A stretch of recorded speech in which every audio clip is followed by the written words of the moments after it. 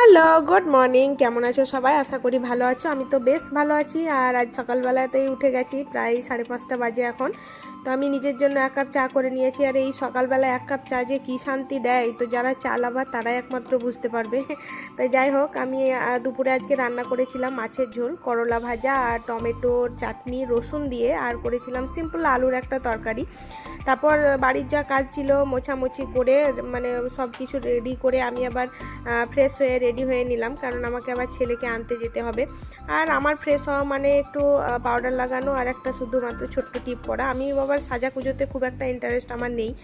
আমি হয়তো পৃথিবীর একমাত্র মেয়ে যে হয়তো সাজাকুজোতে সত্যি কোনো ইন্টারেস্ট নেই। তারপর রেডি হয়ে মাওবাদী সেজে বেরিয়ে গেলাম ঘরের লাইট টাইট অফ করে ছেলেকে আনতে। আর এদিকে আজকে একটু তাড়াতাড়ি মানে আমাদেরকে বললো যে যেতে মেন গেটে যেখানে ছাড়বে, কিন্তু গিয়ে দেখি নার্সারি তখন দিতে শুরু করেনি। আর এই বাচ্চাটাকে দেখো, এর গার্জেন আসেনি, তো ও বসেছিল আমার সঙ্গে গল্প করছিল। ওর নাম হচ্ছে তিথি, খুব মিষ্টি একটা মেয়ে। তারপর অনেকক্ষণ বসে থাকা পরে আমার ইউকেজি মানে আমার ছেলেদের সেকশানটাকে ওদের ম্যাডাম এনে আবার ছাড়তে লাগলো। তো ফাইনালি ছেলেকে নিয়ে নিলাম। আর ও বলল, মা আজকে আমি আখের রস খাবো। তো স্কুল গেটের সামনে আখের রস বিক্রি করে এই দাদাটা।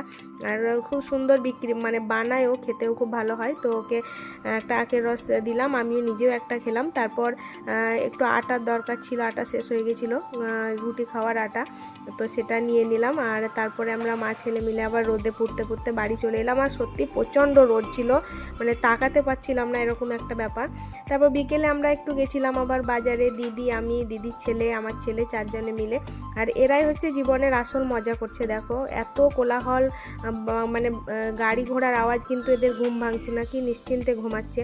তো তারপর আমরা বাজার টাজার করে একটু স্টেশনে বসেছিলাম। আমরা এই জায়গাটা মাঝে মাঝে এসে দিদি আমি বসে গল্প করি, খুব ভালো সময় কাটাই আমরা। আর ছেলে ওরা খেলা করে, দিদির ছেলে, আমার ছেলে। তারপর আমরা একটু বসে থাকার পরে 2-3টে ট্রেন পাস করলাম। তারপর সন্ধে হয়ে গেছিলো, বাড়ি ফিরে চলে এলাম। Hello, good morning. কেমন আছো সবাই? আশা করি ভালো আছো। আমি তো বেশ ভালো আছি। আর আজ সকালবেলাতেই উঠে গেছি, প্রায় 5:30 বাজে এখন। তো আমি নিজের জন্য 1 কাপ চা করে নিয়েছি। আর এই সকালবেলা 1 কাপ চা যে কী শান্তি দেয়, তো যারা চা লাভার তারাই একমাত্র বুঝতে পারবে। তাই যাই হোক, আমি দুপুরে আজকে রান্না করেছিলাম মাছের ঝোল, করলা ভাজা আর টমেটোর চাটনি রসুন দিয়ে, আর করেছিলাম সিম্পল আলুর একটা তরকারি।